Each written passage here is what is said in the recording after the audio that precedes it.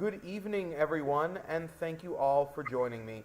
Tonight, I've got Hannah Whitten and Saint Gibson with me. We're going to be talking books. They're going to be talking books. I'm going to be hanging out and drinking a beer and reminiscing about my misspent youth. But let's talk about who we've got with us tonight. So we've got Hannah Whitten, who's been writing to amuse herself since she could hold a pen, and in some time in high school, she figured out what amused her might also amuse others. She's the author of the New York Times best-selling novel For the Wolf and its sequel, For the Throne. When she's not writing, she's reading, making music, or attempting to bake.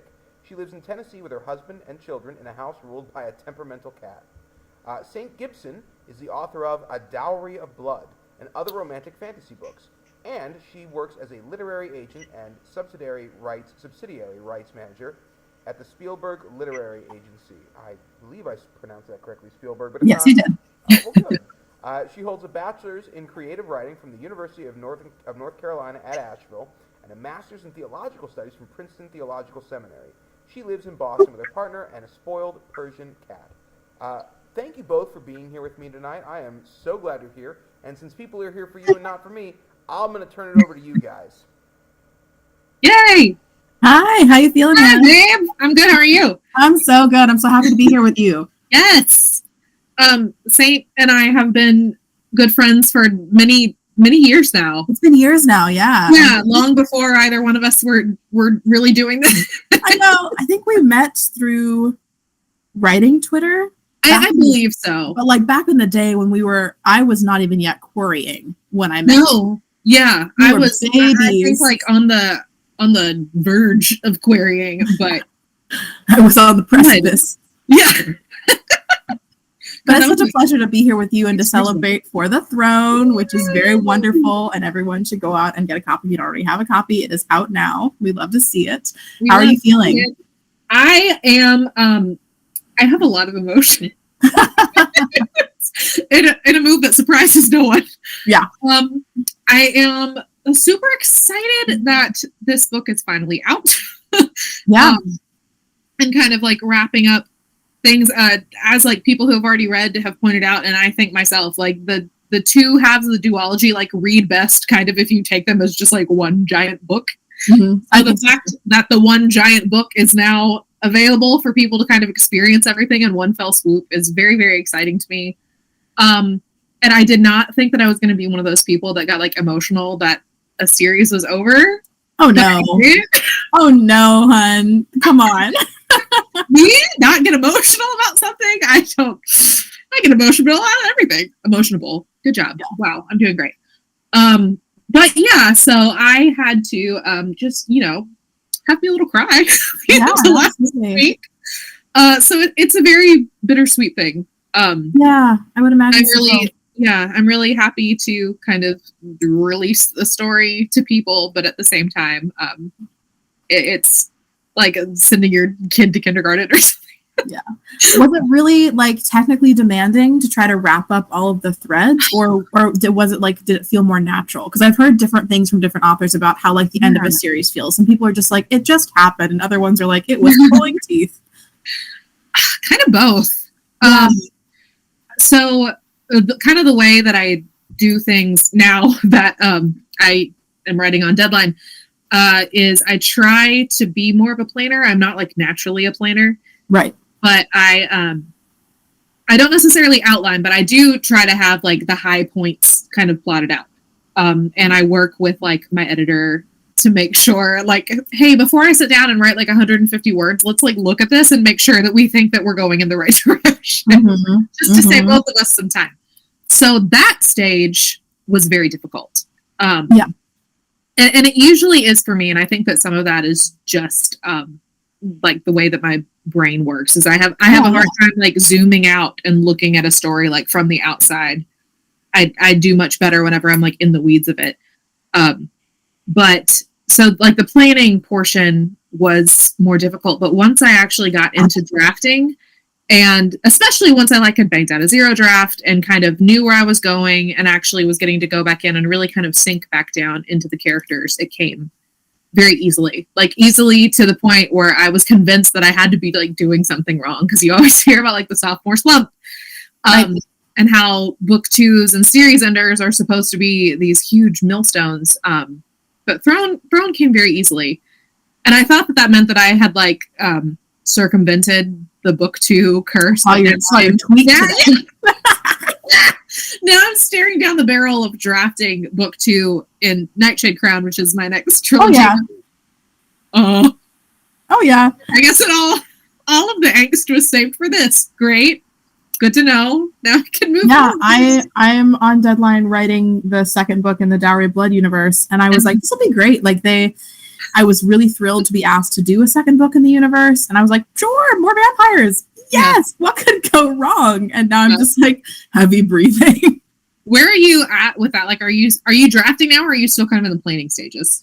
I, as much as I can say about the book, which is not much right now, because we haven't released any details. More information. I know. I've released any details to the public. I have a synopsis which I sent to my editors, and that's kind of, I did like synopsis and first pages, and that's how I pitched them the project, and they were like, we love it, go off to the races. So that at least was good. Like so you have a start. Everyone behind me, which is nice. They really liked the concept.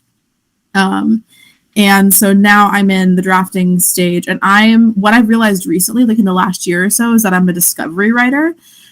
So like a rough outline of like helps me, like knowing my beginning, my midpoint, and my end is like essential.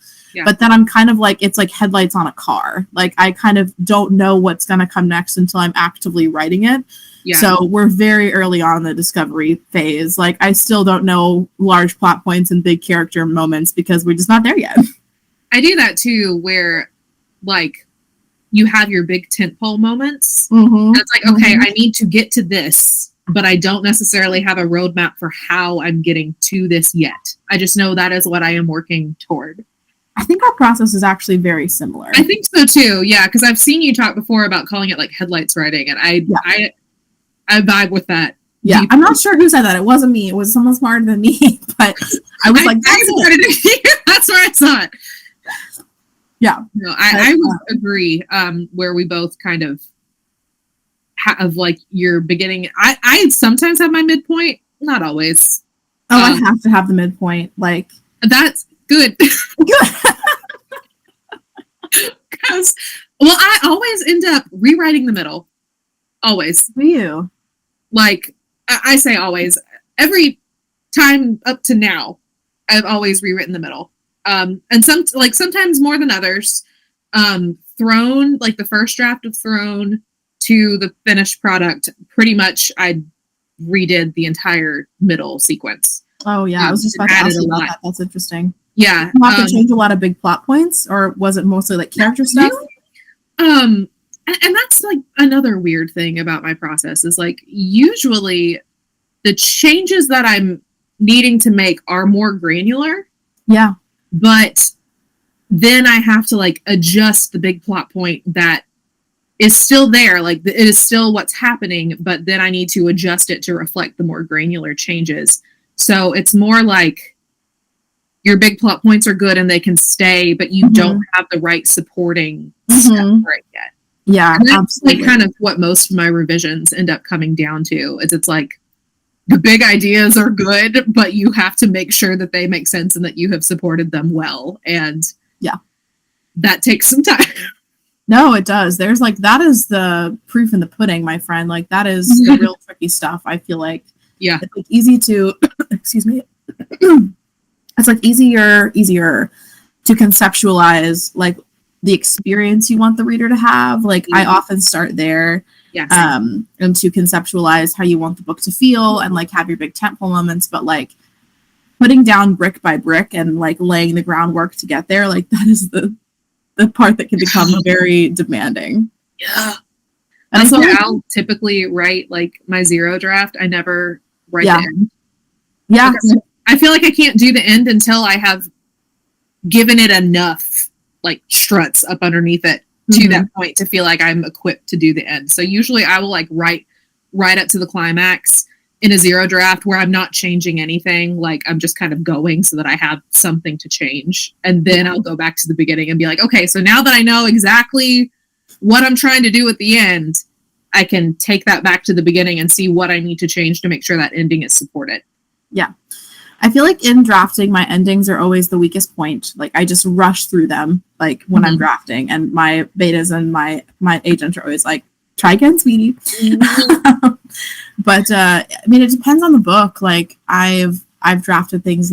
I usually draft things in a very linear fashion, but I wrote Dowry like out of order because it's almost prose poetry. Like it's close, and there's like little like Dowry is like little small chunks, like. It's not really a linear story, like no, and it's like it's just she's remembering, like the narrator's remembering what happened to her, and like oh, the books are gone about her life. So I wrote that like super out of order, and then just like put everything together, and it was like playing like with a puzzle where I just had all these scattered pieces, and I was like, what sounds sexiest? What's going to be the most fun? And that was a really fun process, and I would like to be able to do something like that again, but I don't have anything that's really like non-linear like that. Yeah, everything that I've written has been very linear. Yeah. My toxic trait right now is like starting a book or starting a series in very focused point of view, or like Wolf had 2 points of view technically, but Neve's was very sparse. Like she only got like 5 chapters, I think. Yeah. And then Throne is just a multi POV book. Like it has Red, Rafe, and Neve all have a point of view, and like Rafe and Red definitely get less than Neve does because it's Neve's book, but they're still like full chapters that are very necessary for everything to come together. Like not like the interludes of Neve where it's like you need to know what's happening here, but it's kind of a separate story until it converges. And right now it's looking like I'm going to end up doing the same thing with Nightshade Crown, at least in book 3. Like, book 3 is definitely going to have to be multi-POV. And I haven't figured out yet whether 2 is going to be or not. Yeah.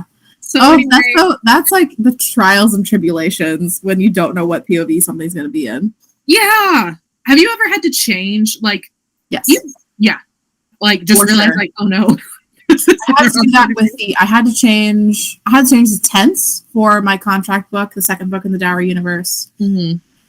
I was doing a weird frame narrative thing I'm not doing anymore.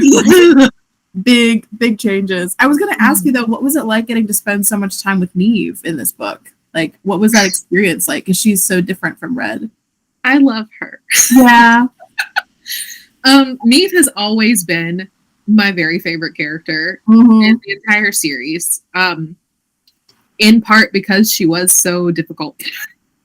Like and she probably went through the most significant changes from like initial conceptualization of the book to what she became, because whenever I first drafted long ago, before I knew anything about how books are supposed to work, and I first drafted the book that would become For the Wolf, Neve was just kind of there, and she was very much fulfilling a plot purpose. Right. And kind of as I got to know writing better, as I got a lot of help from like editors and critique partners and stuff of that nature, and kind of, got a better handle on character, she very much became a character that was not just there. Like she had a very strong presence. Yeah, for sure. And Wolf, that was hard to work with because like she's not the main character. She is arguably the villain, which is like great. But I also knew that the next book was going to be her book, so it was interesting to kind of try and thread the needle between. I need you to fulfill this ostensibly villainous role in this book, but I need you to also be the protagonist in the next one. And I didn't ever want to, I didn't want to take away her agency and make it one of those things where it's like, oh, well, you did these things because did what you had to do because you that is like a big through line, is like, we do what we have to do, but it's not an excuse. But she has agency. Yeah, like she was, every decision that led her to where she ends up was her decision alone. Yeah. And something else that was really interesting to kind of work through in For the Throne was the idea that you do see her being very manipulated in For the Wolf. But at the same time, it's like a manipulation that she sees happening and decides that it's okay because it's still going to get her to her goals. Right. So she was a very thorny character, and someone that I had to work really, really hard to get right. Yeah. But it was very rewarding once I did get her right. And I think that's part of the reason why Throne kind of went so smoothly, was because I had done so much work figuring Neve out whenever I was working on Wolf, that by the time it came to like write mostly in her point of view, like I knew my girl, I knew what she was doing. Yeah, exactly. This is, you don't have to answer this if you don't want to, but were you concerned that readers would like bounce off her because she is more villainous in book one? Not, I knew that it was going to happen. Yeah. It didn't necessarily concern me. That's good. So, yeah, so much as just kind of like accepting that she was going to be hard for some people, and that's fine. Like every book and every character is. But we love a complex woman.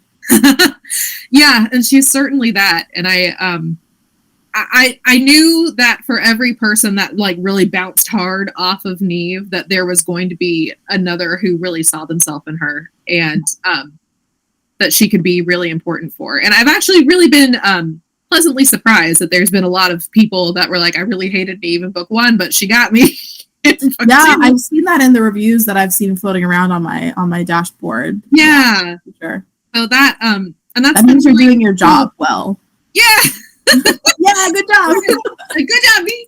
I've been very pleased. It's been very I don't know, like heartwarming sounds so like saccharine, but that's how it's been, because I just love her. And I was really glad that I got to kind of show her inner workings, like how she arrived at where she arrived and what she's going to do with it now.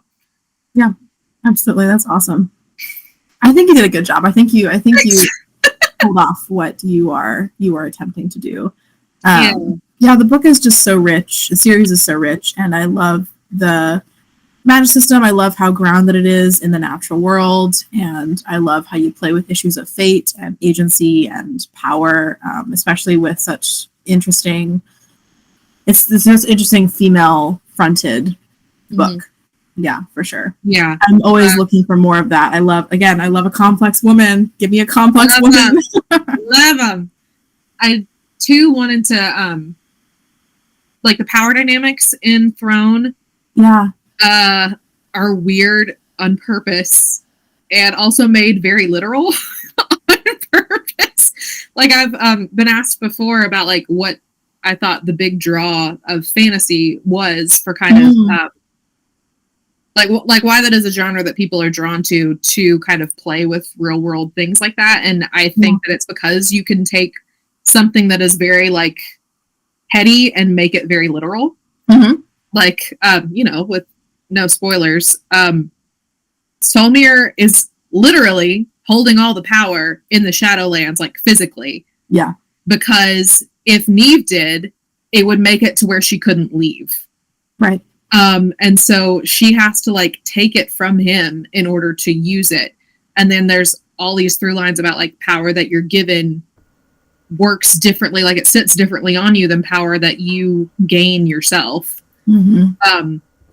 So those are things that like I didn't necessarily have like any grand statement that I wanted to make with those things. I just thought that they were interesting and that it was a dynamic that I wanted to poke at and kind of figure out along with the reader. I think fantasy is such a wonderful playground for that, though. I mean, arguably you can play with issues of power or agency in any genre and you can talk about them. But like you said, in fantasy, you can make something so literal and so visceral and embodied in a way that you can't always do in other genres. I mean, I can think of ways to do it in like horror and stuff like that. But even then, I'm thinking of magical elements. Yeah. Like magic so often is like a speculative. Yeah, magic so often is more than just magic. You know what I mean? Yeah. Yeah.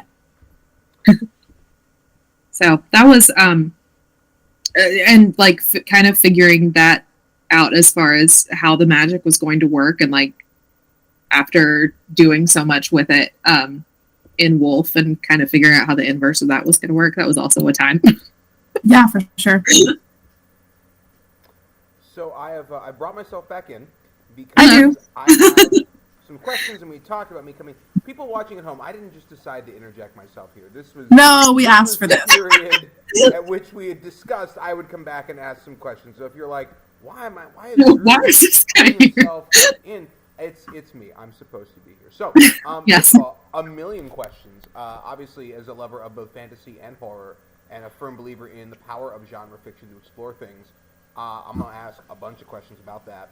And also, I know you said before the show you didn't want to talk about, sort of retellings, but I mean, I'm going to ask those questions too. We're also going to talk about vampires. So, all right, let's go. That's what we're here I don't for. want to talk about that. I'm so sick of talking about that. It's what we're talking about. Here we go. I don't mind. All right, so my first question is going to be to both of you. Most of these will be to both of you, if I'm being honest.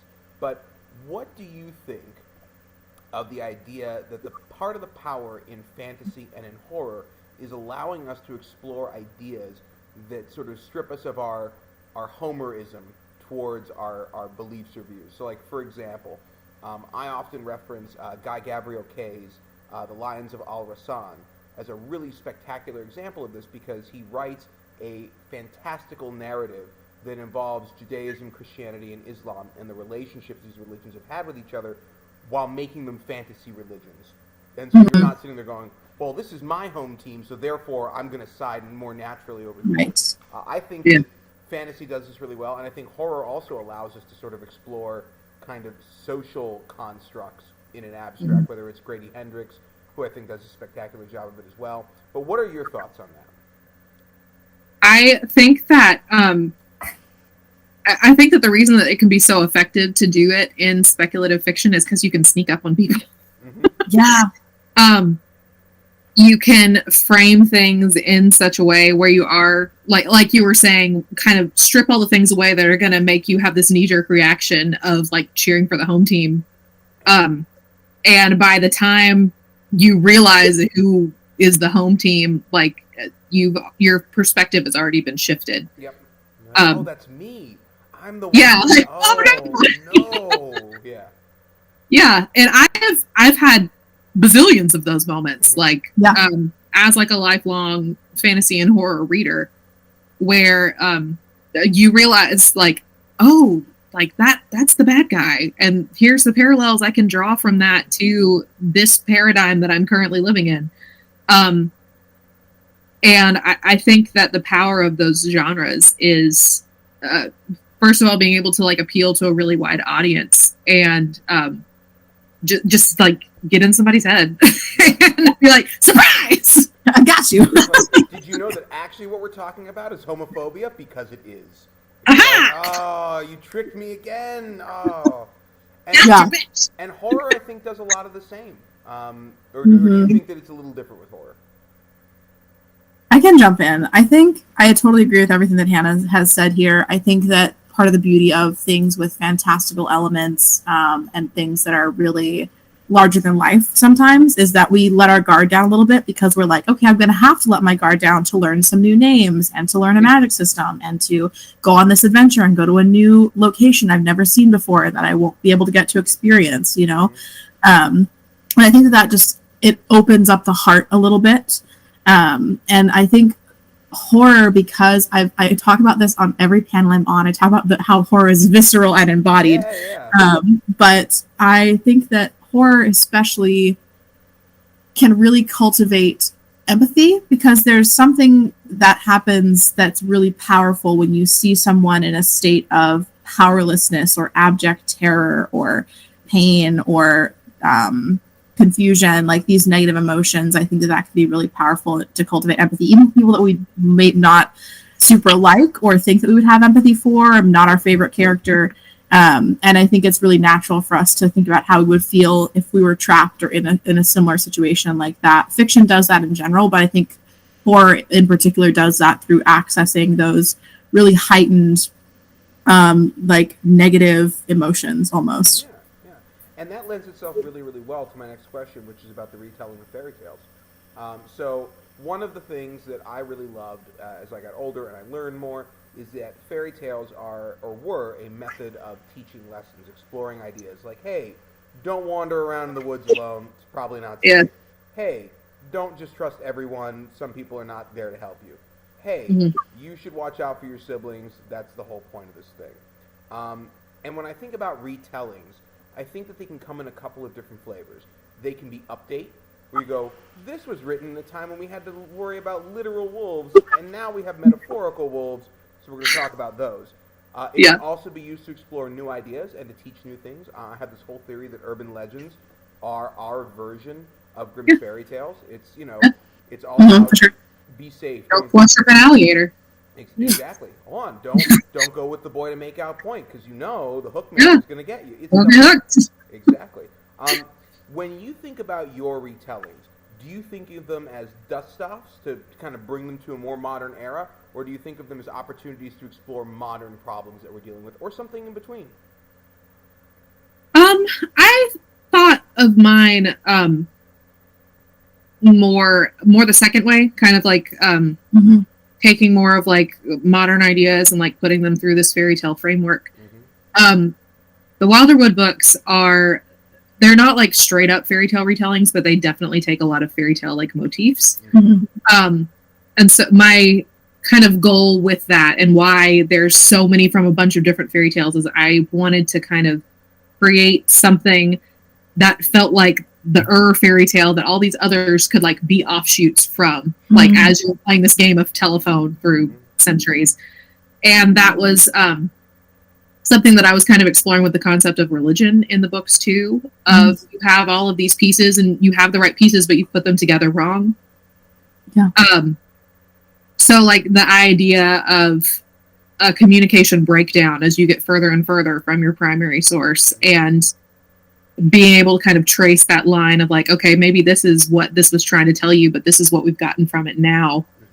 How do those things differ, and like what do you do with it whenever something that a society is built on is actually completely wrong? Like you've twisted it all out of shape now, and now you've got to deal with it. So I more that one. Red Riding Hood in particular, I've talked a lot about, but it being very much like a morality tale of like don't stray from the path, don't it's very much about like sexuality and lust and things like that. So I was like, but what if the wolf was hot? And you're like, but what if it wasn't fun? But but I have an idea. So that was kind of like where the main idea came from. And then as I started pulling in other fairy tale references, and just, I don't have an eloquent way to end that. No, I think that's perfectly eloquent. Yeah. Total sense, yeah. I feel like the kind of avenue into doing a retelling for me, and I've done retellings a couple of times now, I keep finding myself drawn to them, but for doing a reimagining of Dracula, the way Hannah was like, what if the wolf was hot? I was like, what if Dracula was the worst boyfriend ever? I mean, hold on. I figure there's already an argument to be made for that. He locks Jonathan up in his castle. He won't let him leave. He's super controlling. But then he just bails. He's just like, this is yours now. I don't know. I'm going to England, so good luck. And then he gets to England, and he immediately moves on. He's not even into Lucy, but he kills her anyway. There's a lot there. I have a lot of feelings. There's a lot there. So I was like, and I grew up on vampire media in a lot of different flavors, all of which kind of can trace their origins to Dracula. And so I had been informed by those, and I was kind of doing my spin on Anne Rice and doing my spin on Van Helsing and stuff like that. But when it comes to Dracula, like the uber myth there, I think I picked up on a little bit of like what you're saying about how this is so much about intimacy and eroticism and fidelity or infidelity. And I was like, what would that look like if we took this really literally and I wrote something that was really claustrophobic and really relationship driven and really about like sex and love and relationships. And I just had a lot of fun playing with that, and Dowry of Blood is what happened, ended up being an allegory for like domestic or like intimate partner abuse, and like how we can escape from that and how we can move on from being mistreated by someone that is our whole world. But I think it, like Hannah said, I was kind of like, I have modern concerns and I have a modern lens, and that's seeping into Dracula. So let's just make this super literal and let's take this to 11 and see what happens. Yeah. Something that I love a lot about Dowry is that a lot of the vampire media that you and I, Saint, were raised on was like very much about the vampire boyfriend. And like, oh yeah, the best boyfriend one can have is obviously a vampire. And yours was like, it almost like brings it full circle where it's like, okay, you have monster vampire, boyfriend vampire, monster boyfriend vampire. Yeah, so now it's just monster again. There's a Venn diagram with some overlap there. Yeah. For sure. Hannah, that's really astute. I think you're totally right. But that also leads us really nicely into the next question I've got, which is all about not just vampires. It's going to be a lot about vampires, but only a little bit, because no one knows this.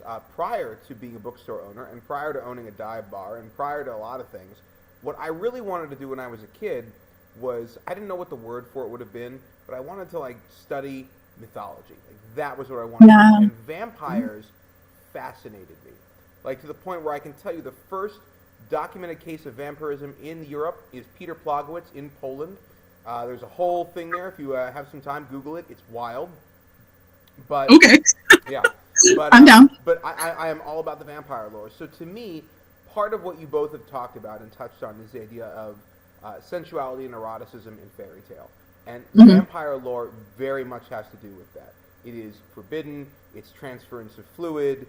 It's, arguably a transmittable disease, depending on how you want to look at it. As close to literal as you can get. Yeah, I mean, yeah. It is. Yeah. And in addition, there is a seductive nature to the idea of moral corruption or turning one into the monster by proximity or contact or interaction with someone who is already affected, infected, changed, whatever. Yeah. In general, what do you think about the idea of using the vampire as a metaphor for not just sex and sexuality, but also for ideas? I think we're living in a time where the idea of infectious ideas, viral marketing, those are very much a thing, and we see the very real world and often very scary effects of that. Do you think that as we move forward into the 21st century, that the narrative with vampires and monsters in general that can change other human beings, whether it's, depending on your storytelling, werewolves or changelings or what have you, do you think that changes from being purely seductive in the come live in the dark night with me and we will dance for eternity, and moving more into you can know the real truth of what's happening because no one else wants to let you know, but I know the secret and I will let you into this world? Or am I just totally barking up the wrong tree on that one? No, I don't think so. I think that would be a really interesting take. I would really love to see somebody explore that in like a full-length novel or a film. And I think that idea that you've mentioned is already kind of present in vampire lore. I mean, Dracula can be read as an allegory for a lot of things, and Dracula was kind of ostensibly about a lot of things, like Bram Stoker, God bless him, was terrified of feminine sexuality, was terrified of foreigners. And so there's also a lot of critique of the aristocracy and the decaying aristocracy preying on the rising, kind of more, hardworking, honorable kinds of folks, even though Dracula is very concerned with like wealthy folks. And I think that part of the seductive allure of the vampire I associate it very much. This is maybe just through my lens of what it meant to me when I was a teenager. But thinking about like decadence and like moral decadence and an alternative lifestyle, if I may, of, like a completely different way of viewing the world and interacting with the world. And I think that that's part of where the fear of the vampire comes in, is like, you're going to corrupt our children and take our women away and live in this alternative lifestyle of eternal night and bisexuality and decadence. By the way, I do love, as a straight cis presenting white man, I do love the idea of the fear is you're going to take our women away and make them happy with things. Exactly. They're going to have a great time. And they don't want to come back and like just do all the things that I want to do, and that's threatening to me. Yeah, I mean, you're not wrong. All of that feels. I think that's something that is also kind of seductive, like jumping off of that about the idea of vampire or like transferable monstrousness just in general. Yeah. Is like the idea of a carte blanche. Yeah. Where it's like I'm finally doing all the things that I want to do, but it's not my fault. I'm a vampire now. Like, you have... Oh, that is so compelling. Yeah, like, you have something to blame that kind of, like, takes that off of you. It's the arranged marriage of monsters. Ooh, we may as well sleep together. I'm gonna pick at that for a second. Explain more the arranged marriage of monsters.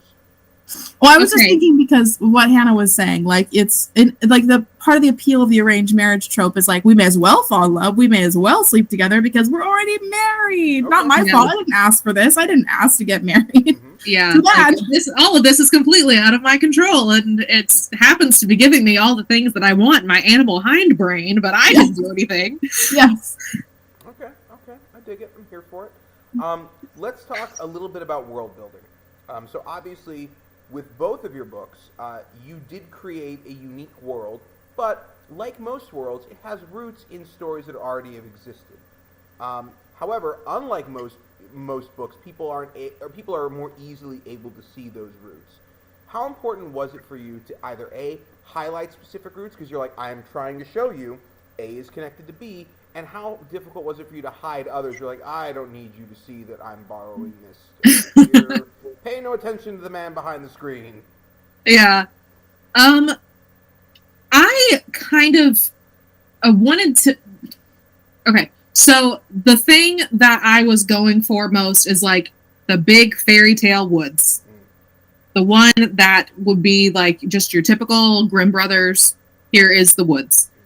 Other than that, I was not trying to, like, draw a whole lot of, like, real-world parallels. Like, it was very much purposefully kind of like, here is fantasy land with very generic, like, fantasy castle, fantasy queen. Like, it's as archetypal as I can make it while not being completely bland.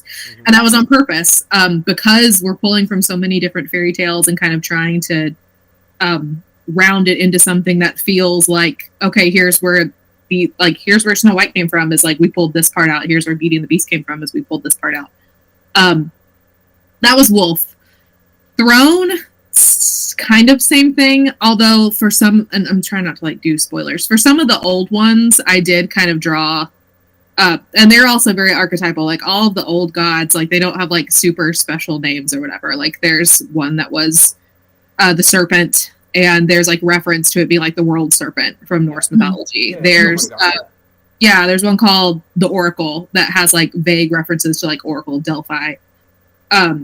So it's just kind of like all of these extremely archetypal things stuck in there.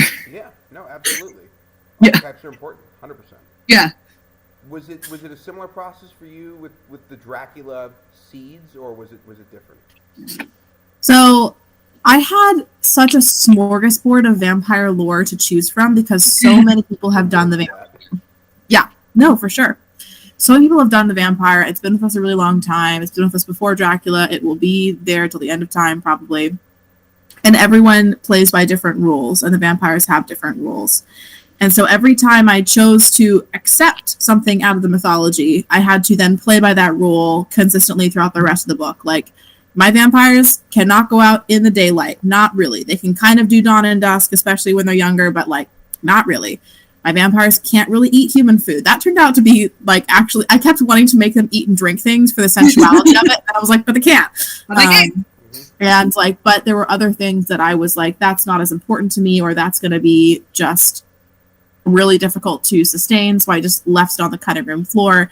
And I tried to approach it from as much of I tried to think about what is my actual aim with this book? What is the experience I want the reader to have? What is the emotional takeaway I want them to have? And then reverse engineer the world building and the magic of the vampire from that, to be like, well, if they don't have, maybe I wanted, this is a very silly one, but like, I thought that the coffin is really cool and it's like a great image, but I didn't want them to be like tied to land because they move around so much. And I wanted it to feel like kind of a European road trip where we're going around, we're picking up new brides, we're having new experiences, we're going to new cities. You and I have very different European road trips, I feel. I feel like yours was very much one way, mine was very different. That's okay. But your Euro trip. Yeah, right? road trip. Great But I film. didn't use Terrible the coffins with the earth in them, and like people like Anne Rice have totally used the coffin, and it's infamous. But I was like, that's going to be way too much trouble. I don't want to move these from country to country, and it's going to be distracting. And I love the sensuality and the familiarity of having them in like a marital bed, which I thought would be a little bit more of a emotional connection for the reader. So I was like, we're gonna have them sleep in like just normal person beds. Like, so little things like that were decisions I made, and I would just be like, well, what I want the emotional response to be, and I would try to reverse engineer it from there.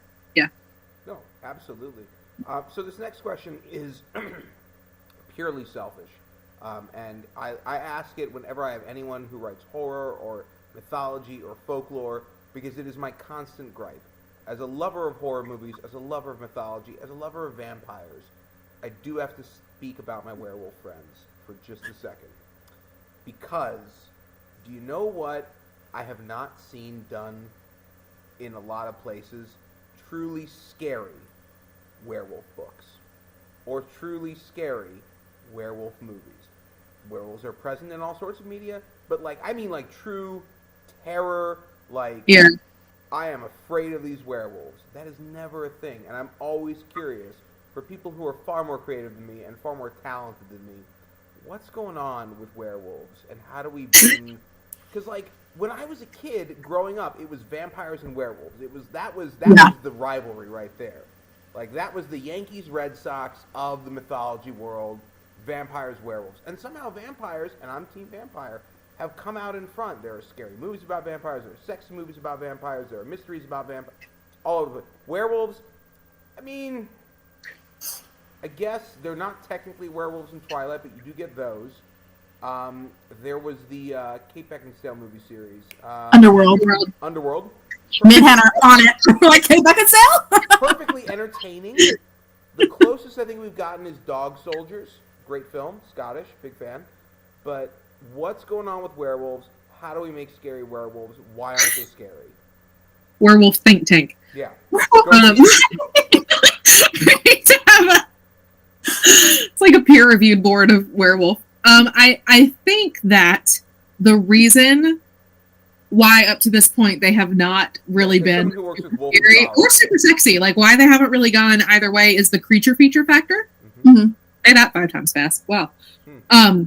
So, because inherently you are going to have to do a really good job of, you know, if it's a visual medium, creating, if it's a written medium, describing a werewolf in a way that somebody is going to clock as scary and not as like, like, and I think the werewolf from the Harry Potter movies, where you're like, I mean, now in fairness, lycanthropy in those books was clearly, and it's supposed to be an analogy for HIV.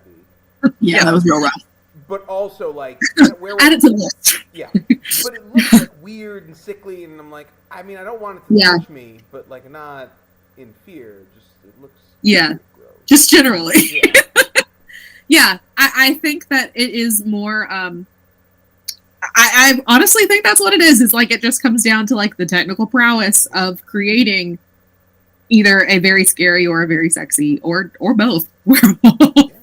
Scary, sexy, scary. I think if we're talking werewolves,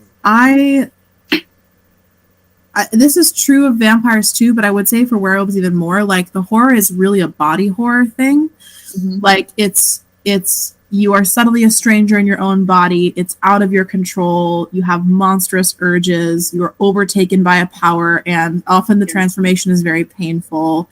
Well, that's just like, I think really, if you wanted to do a horrifying werewolf, I think just from my allegorical reading of it, like a body horror, like going hardcore all the way body horror would be the way to go. Like Ginger Snaps. Oh, yeah. Yeah. There is Ginger Snaps, yeah. And I've seen some really interesting, and this is just like in people that I've talked to and friends. I can't think of any like published versions off the top of my head, but I've seen like really interesting things done by queer and trans authors with the werewolf. Ooh, that's especially a really unique angle. Yeah. Mm-hmm, especially talking about like, I think with vampires we get queer desire. And with the werewolf, you get kind of the monstrousness of the queer body in society. And also the way werewolves like form packs and like protect each other. So I've seen cool things done with that, and I hope we see more of that in the mainstream, because I think that's a very underexplored avenue. So I'm going to say like queerness and body horror, or maybe both, would be a really cool way to really tap into why the werewolf is so scary. I do think that most media that succeeds with having scary werewolves, the focus is on the person becoming the werewolf versus like the people trying to get away from the werewolf. I think that's true. Yeah. So I think that anytime you focus on like, oh no, we're at summer camp and there's a werewolf, and like that's just neat. Silverware from the cafeteria. Yeah, like, that's just not going to be as affecting as like I'm at summer camp and I'm the werewolf. Like, I feel like write that. Write that, Hannah. Yeah. No. By the way, if either of you are so inspired to write a werewolf book, please, by all no. Fun fact: For the Wolf was a werewolf book in its first iteration. Oh, I can see that. Yeah, and it was an actual werewolf at one. Wolf mythology a little bit. Yeah. Yeah. So this next question is again towards really both of you. It leans a little more Hannah, but it could obviously be answered by Saint as well. You know, you've done a really great job of creating an updated mythology, if you will, Thank you. Drawing on different myths and sort of creating your own thing that, while unique, has relatable pieces that we can all kind of look at and go, oh, I know where that's from. That's from over here. Were there things that sort of got left, to borrow Saint's term, on the cutting room floor where you're like, that was a really cool piece of story that I found. I couldn't figure out how to make it work here, but gosh, I wish I had. And can you give us like a director's cut of some of those things? There was, and most of it is like from the very first couple like drafts that I was working with. Like the For the Wolf and For the Throne as they exist now are very, very different from how they first existed. Yeah. Just over the process of revising.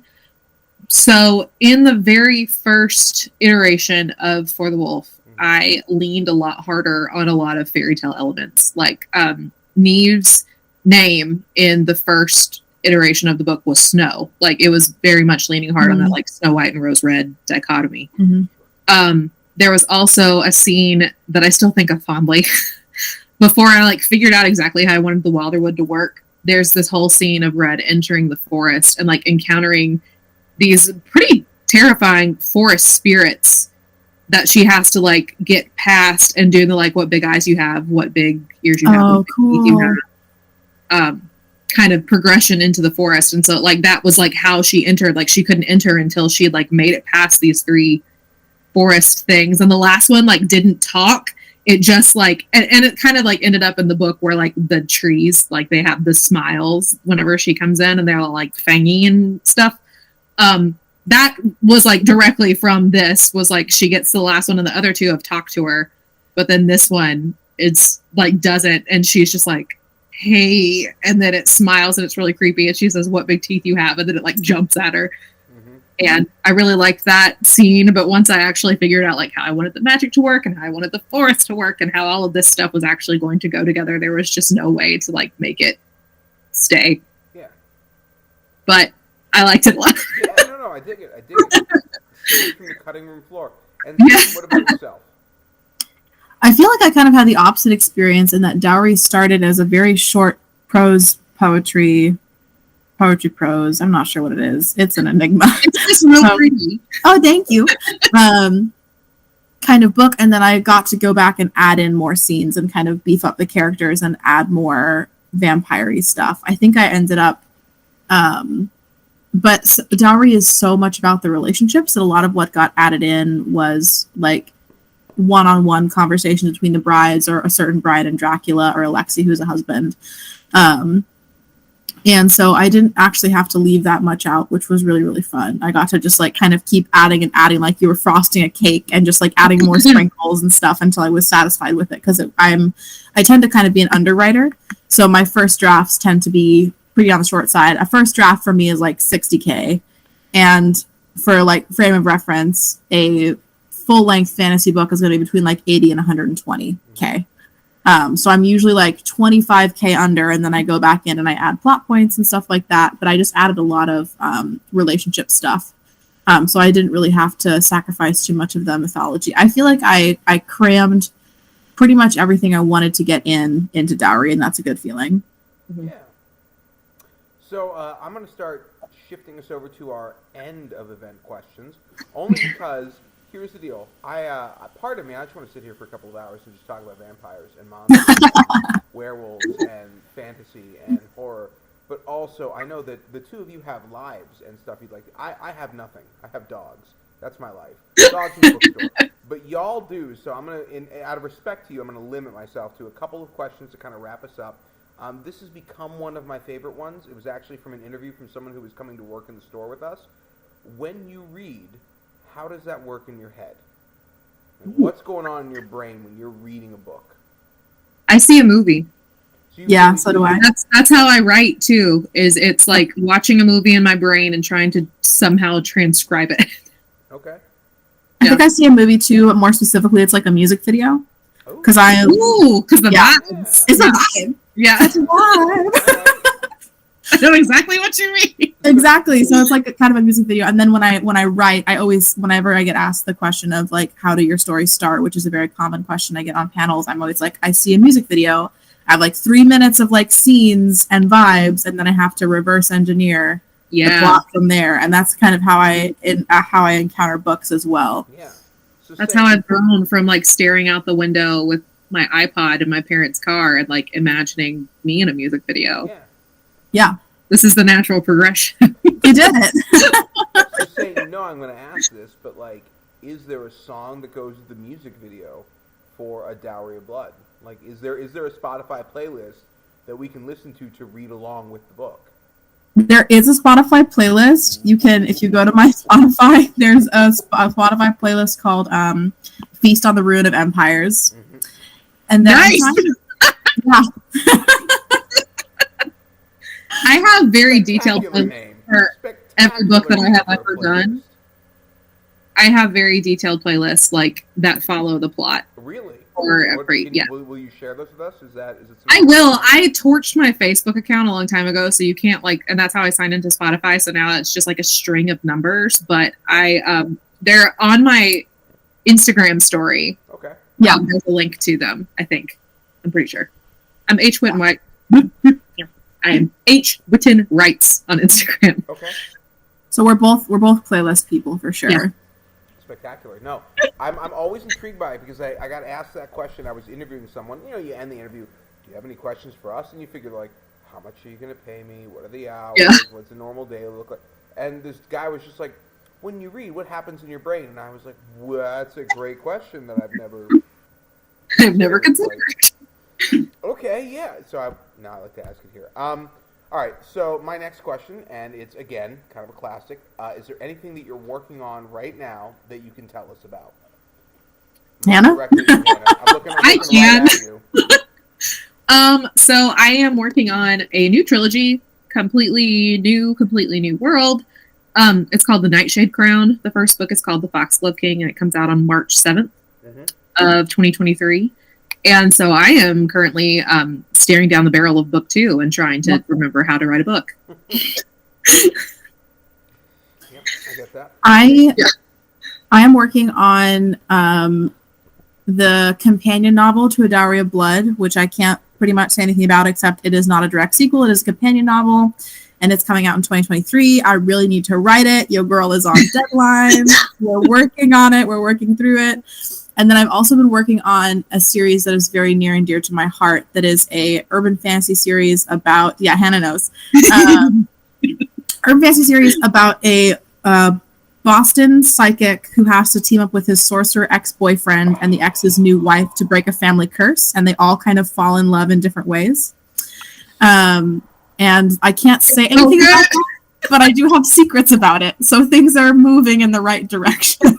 So I'm gonna take a very, very minute and quick detour away from my formal, end of interview questions and just talk about Boston for a moment. I lived in New Hampshire for a couple of years, and I've been in Boston, I don't know, 3, 4, 7 times a year.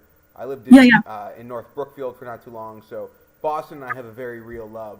And I will tell you right now that if your wizard does not at some point complain about the tea, and exactly. Because if you had magic, That would be step one. Would be fixing the tea. And then after that, maybe global warming or hunger or war. But number one would be that thing arrives on time and stays for an extra 5 minutes just in case. There's a lot of complaining about the commute because one of the couples lives in Hyde Park and has to go into Fenway. Yeah. I played that game where I'm like running and the guy like makes eye contact with me, like he sees me. He sees me running for a bus. And I watch them just close it. And I know that I've provided them with happiness. Not today. Not today. Not for you. They'll me and they're like, screw you. And I'm like, that's fair. Okay. Great. I love it. I'm 100% here for it. It does actually lead me to one other question that is for both of you with regards to urban fantasy. How do you define urban fantasy? To me, when I sell it in the store, urban fantasy is fantasy set in the 20th or 21st century where the world is the same, but also there's magic. Yeah, I think that's how I would define more contemporary fantasy, because I think of contemporary fantasy and urban fantasy as kind of two separate things. Also, Saint and I both are really big like genre romance readers, and urban fantasy in genre romance means something very different than it does. It's like a very specific thing in genre romance. Where it is like it has to be in an urban area. It's usually and, like there's magic, but it's very like got like a biker gang vibe. Yeah, I always jokingly say it's like because urban fantasy kind of raised me, and I'm so thrilled that I get to write an urban fantasy series, and hopefully it will find like the perfect audience. But it was like very in vogue in the early aughts, and it's kind of fallen out of favor. But I'm hoping for like vampire hunter type. Yeah. But I always say it's like people are like, "What do you mean by urban fantasy?" And I'm like, "You've seen the cover. It's a beautiful illustration of a scantily clad person on a motorcycle, and they're a werewolf wearing a leather jacket." And I'm like, "That's urban fantasy." There's alpha anywhere in the title. Yeah. A lot of times urban fantasy, it does not have to, and I personally do not prefer my urban fantasy this way, but a lot of times urban fantasy does have a crime solving noir or detective or police procedural element to it. I tend to go for ones that don't have the police procedural element, even though there is murders and crime in the ones that I'm writing. But that's very popular. So you kind of get like that police procedural, little bit of sexy romance, fantasy in a metropolitan area, and that's your urban fantasy cocktail. Yeah. And just like like not genre romance fantasy. If it's urban fantasy, I need it to be in like an urban location. Yeah. It's just like our world, rural Kentucky. Yeah, if it's like our world plus fantasy, I think of that as contemporary fantasy. I would say so. That's how I sell things when I'm pitching them to editors. So that's how I would define it as well. No, very fair. Yeah, I think like there's Richard Kadri, which is all set in L.A. and he's a bounty hunter from hell, and that's his whole thing. And then of course there's his whole thing. Then of course there's Dresden and the Dresden Files. Yeah, the big name. Got Nightside, Patricia Briggs, the Border Town series, which is great. Ilona Andrews.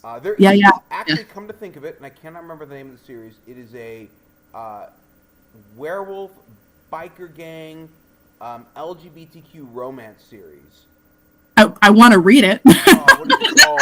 And it has, if you're thinking it, let us know. The best covers, okay? It's like dudes with rippling six packs with like the leather vests, like they're cut and like they're sweaty and like it's all purple background. Yeah, it's one of those you see it and you're like, you got me.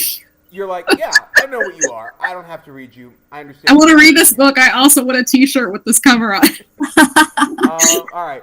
Final yes, lovely Barbie to do it. We are approaching our hour mark, and I do make promises. For the people who at home don't know this, I have a wonderful employee. Her name is Marielle, and Marielle goes and pitches these authors and says, "Hey, come hang out and talk with us."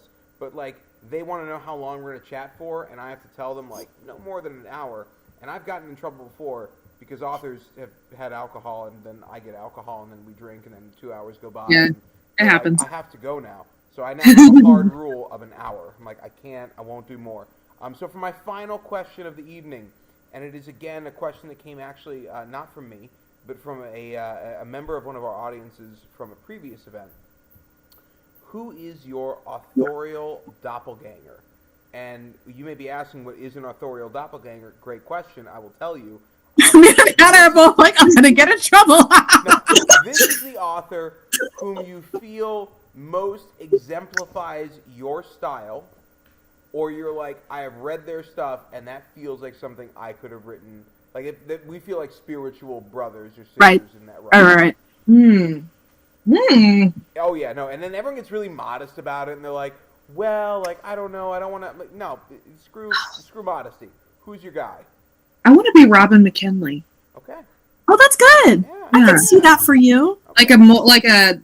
Like a gritty, like if Robin McKinley and like Stephen King decided to write a book. Yeah, 100%. Okay.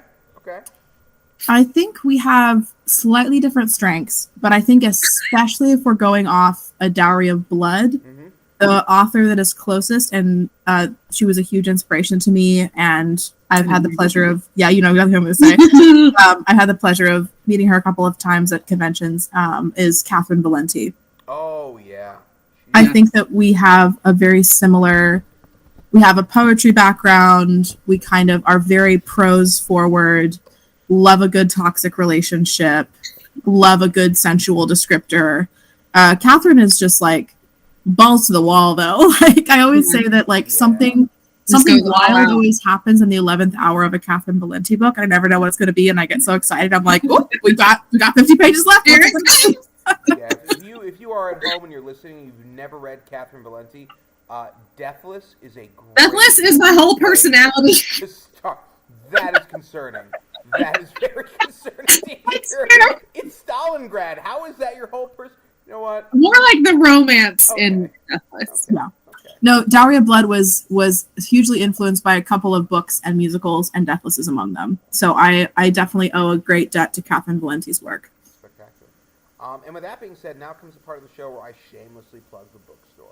So if you listened tonight and you were like, "Oh my God, I need these Red Riding Hood retellings that everyone's talking about. I gotta read them." Or you're like, "I like Dracula. When does that book come out?" It comes out in October. And you want to get those books, you can, and you can support a local bookstore, and you'll help me feed the dogs that have occasionally popped up in this video. So if you want to shop with us, you can. We are located in Collegeville, Pennsylvania. We're the Town Book Center. We are right across the street from the largest Wegmans in the country. Humble brag. Also, if you're not comfortable shopping in public, or you're not in Pennsylvania and you want to shop with us anyway because we're cooler than, the Barnes & Noble down the street from you, you can. You can shop with us online at townbc.com. That's TOWN as in Nike, E as in Echo, B as in Bravo, C as in Charlie.com. And that's my shameless plug. Thank you both so much for being with me here tonight. It was a ton of fun. I had a blast. I hope you did too. Me too. This is wonderful. Thank you so much for having us. Thank you, guys. Well, thank you. And to everyone watching at home, thanks for tuning in. We appreciate it. And we will see you next time. I don't know who it is. It's someone wonderful, I'm sure. Check your email. That's how we let people know. Take care, everyone, and have a wonderful night. Bye. Good night.